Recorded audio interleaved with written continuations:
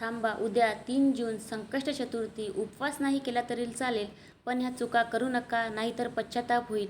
नमस्कार मंडळी, आपल्या यूट्यूब चॅनलवरती तुम्हा सर्वांचे मनपूर्वक हार्दिक स्वागत करते. श्री गणेशाय नमः, श्री गणेशाय नमः, श्री गणेशाय नमः. अत्यंत पवित्र असा धोंड्याचा महिना, पुरुषोत्तम मास, अधिक मास सुरू आहे व या महिन्यामध्ये आलेली ही चतुर्थी म्हणजे दुग्ध शर्करा असा योग आहे व आपल्या हातून चुकून काही अशा गोष्टी घडतात की ज्याचे वाईट परिणाम आपल्याला भोगावे लागतात. 3 जून रोजी आलेली अधिक मासातील ही संकष्ट चतुर्थी अत्यंत पवित्र आणि दुर्मिळ मानली जाते. हिंदू धर्मामध्ये संकष्ट चतुर्थीला विशेष महत्त्व आहे. या दिवशी भगवान श्री गणेशाची पूजा केल्याने जीवनातील संकटे, अडथळे आणि दुःख दूर होतात. मात्र अनेक लोक नकळत काही अशा चुका करतात ज्यामुळे व्रताचे पूर्ण फळ मिळत नाही. म्हणूनच आजच्या व्हिडिओमध्ये आपण जाणून घेणार आहोत की अधिक मासातील चतुर्थीला कोणते कामे चुकूनही करू नये. व्हिडिओ शेवटपर्यंत नक्की पहा, कारण शेवटी मी एक अत्यंत सोपा पण प्रभावी असा उपाय सांगणार आहे जो घरातील सुख समृद्धीसाठी लाभदायक मानला जातो. तर पहिला उपाय म्हणजे घरात भांडणे आणि वादविवाद करू नका.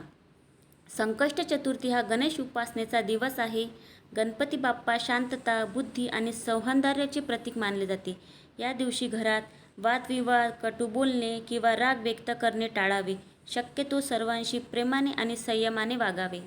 दुसरी चूक म्हणजे आपण जी कळत नकळतपणे करतो तर कोणाचाही अपमान करू नका. विशेषतः आई वडील, ज्येष्ठ व्यक्ती, गुरुजन आणि गरजू लोकांचा अपमान करू नका.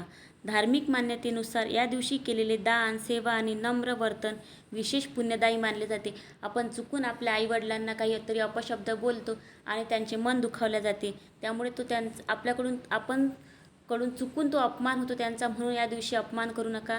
देवघर अस्वच्छ ठेवू नका. पूजा करण्यापूर्वी देवघर आणि संपूर्ण घर स्वच्छ करा. देवघरात साचलेली धूळ, जुनी फुले किंवा खराब झालेल्या पूजेच्या वस्तू काढून टाका. देवघर स्वच्छ आणि सुगंधित ठेवा.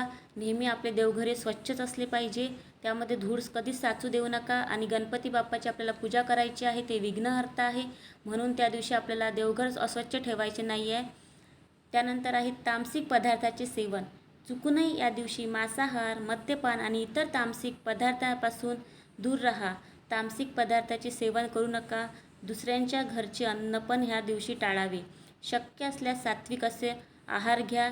व्रताचे नियम पाळा. तसाही अधिक मास सुरू आहे, तर अधिक मासामध्ये मांसाहार हा शक्यतो टाळला जातो. करणारेच करतात, पण शक्यतो मांसाहार हा टाळला जातो, कारण हा भगवान विष्णूंना समर्पित असा महिना आहे व यामध्ये केलेल्या सेवेचे फळ अनेक पटींनी मिळत असते. म्हणून आपल्याला या महिन्यामध्ये खूप काही अशा सेवा करायच्या असतात. खोटे बोलण्याने फसवणूक करू नका. संकष्ट चतुर्थीच्या दिवशी सत्य बोलण्याचा आणि चांगले आचरणाचा ठेवण्याचा प्रयत्न करा. खोटेपणा, फसवणूक किंवा इतरांना त्रास देणाऱ्या कृती करू नका. आपले विघ्न दूर करण्याच्या नादात दुसरेच कृत्य आपल्या हातून घडून जाते व आपण कोणाची फसवणूक करतो, त्यामुळे आपल्याला गणपती बाप्पांचा आशीर्वाद मिळत नाही. म्हणून आपल्याला त्या दिवशी खोटे बोलायचे नाही आहे, कोणाची फसवणूक करायची नाही आहे. सत्य आणि आपल्याला प्रामाणिक राहायचे आहे त्याच दिवशी नाही तर रोजच आपल्याला सत्य आणि प्रामाणिक राहायचे आहे. असं नाही की चतुर्थी आहे म्हणूनच आपण त्या दिवशी प्रामाणिक राहायचे आणि बाकी दिवशी असत्य बोलायचं, असं करायचे नाही. आणि आपल्या हातून सगळ्यात मोठी घडणारी चूक म्हणजे गणपती पूजेमध्ये घाई. आपण गणपती पूजेमध्ये खूप घाई करतो. अनेकजण पूजा फक्त औपचारिक म्हणून करतात, पण या दिवशी श्रद्धा आणि भक्तिभाव महत्त्वाचा असतो. बुद्धीचे देवता, विघ्नहर्ता यांची कृपा आशीर्वाद मिळवण्यासाठी आपल्याला पूजा करायची असते. श्री गणेशांना दुर्वा, फुले, मोदक किंवा आपल्या श्रद्धेनुसार नैवेद्य अर्पण करायचा असतो. दुपारी फळांचा व रात्री भोजनाचा आपल्याला त्यांना नैवेद्य दाखवायचा असतो. पण आपल्याला भूक लागलेली असते म्हणून आपण औपचारिकता म्हणून गणपती बाप्पांची पूजा करून टाकतो आणि भोजन करून घेतो. पण असे करू नका. गणपती पूजेमध्ये घाई करू नका. शांतपणे भक्तिभावाने पूजा करा. चंद्रदर्शनाची योग्य पद्धत न पाळणे. संकष्ट चतुर्थीला चंद्रदर्शनाला विशेष महत्त्व आहे, पण उपवास होता, भूक लागली म्हणून गणेश पूजन करून जेवण करून घेणे हे अतिशय चुकीचे आहे. कृपया करून असे करू नका. चंद्रदर्शन करणे या दिवशी खूप महत्त्वाचे आहे. चतुर्थीला गणेश पूजा, आरती आणि व्रतकथा, चंद्रदर्शन झाल्यानंतरच आपल्याला भोजन करायचे आहे. चंद्रदर्शन स्वच्छ ठिकाणी करायचे आहे. चंद्राला आपल्याला अर्घ्य द्यायचं आहे. मनोभावे चंद्रदेवताला प्रार्थना करायची आहे. नंतरच अन्न किंवा पाणी आपल्याला ग्रहण करायचे आहे. चंद्रदर्शनाच्या आधी व्रत सोडू नका.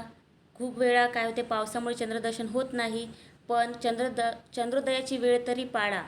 साधा, सोपा आणि प्रभावी असा विशेष उपाय.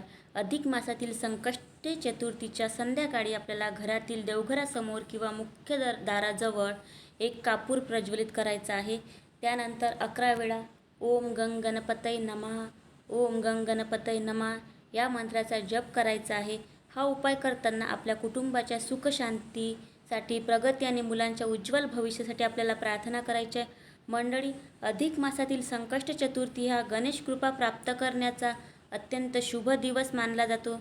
या दिवशी श्रद्धा, संयम आणि सकारात्मक विचार ठेवून पूजा केल्यास मनाला समाधान मिळते आणि आध्यात्मिक उन्नतीचा मार्ग खुला होतो.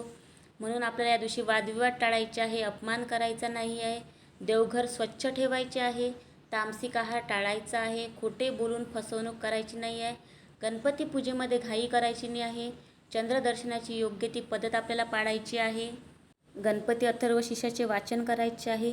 मंडळी, हा उपाय श्रद्धेने आणि विश्वासाने करा. अनेक भक्त या दिवशी गणपतीचे स्मरण करून आपल्या मुलांच्या प्रगतीसाठी प्रार्थना करतात किंवा आपल्या घराच्या प्रगतीसाठी प्रार्थना करतात. म्हणून आपल्याला संकष्ट चतुर्थीच्या दिवशी हे नियम आपल्याला पाळायचे आहेत. ह्या चुका आपल्याला चुकूनही करायच्या नाही आहे. व्हिडिओ मी इथेच थांबवते. भेटूया पुढच्या व्हिडिओमध्ये. व्हिडिओ आवडला असेल तर व्हिडिओला लाईक, शेअर करा तुमच्या नातेवाईकांसोबत, मित्रमंडळींसोबत. चॅनलवर नवीन असेल तर चॅनलला सबस्क्राईब करा. भेटूया पुढच्या व्हिडिओमध्ये. धन्यवाद.